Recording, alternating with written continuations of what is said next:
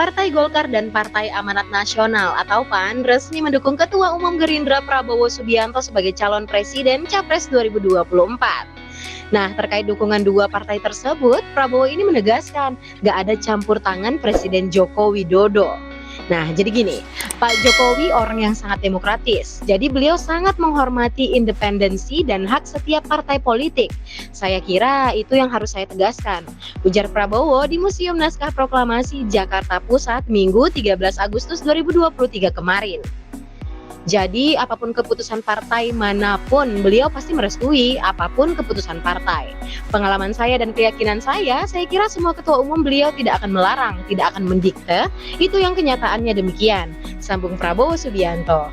Nah, dalam kesempatan itu, Prabowo juga mengaku kalau partai yang berkumpul dalam deklarasi hari itu yakni PKB, Golkar dan PAN merupakan tim bagian dari Kabinet Indonesia Maju. Prabowo nggak malu kalau dari partai tersebut merupakan bagian dari tim Presiden Jokowi. Dalam 1 tahun kita berdiskusi dan kita sudah merencanakan langkah-langkah dan kita nggak malu, dan kita ini bagian dari tim pemerintahan yang dipimpin oleh Bapak Insinyur Haji Joko Widodo. Kita bagian dari tim Bapak Jokowi dan kita berani mengatakan berhasil membawa negara ini sebagai landasan kita menuju cita-cita bangsa, kata Prabowo. Nah, PDI Perjuangan merespon dengan santai usai Prabowo Subianto mendapat dukungan dari Golkar dan juga PAN, di mana secara otomatis udah ada 5 parpol yang mendukung Prabowo. Ketua DPP PDIP Said Abdullah mengatakan pihaknya terbiasa dikeroyok. Oleh karena itu, dia nggak merasa khawatir dengan kebulauan yang semakin kuat.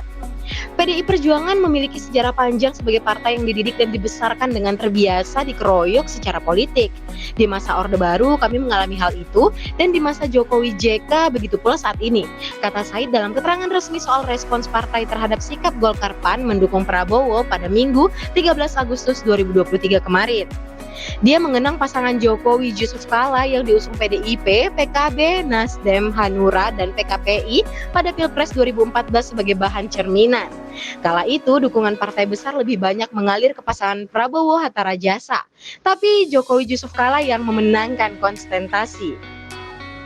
Walau saat itu dari sisi jumlah dukungan partai di Pilpres kami kalah jauh, tapi dengan solidaritas dan kerja politik yang kuat di akar rumput terbukti, pasangan Jokowi JK justru mampu memenangkan Pilpres dengan perolehan suara 53,15%, sementara Prabowo Hatta hanya mendapat 46,88%, jelas Said.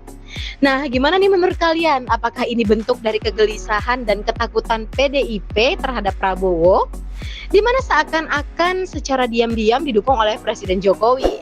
Nah, tulis pendapat kalian di kolom komentar ya. See you in the next case.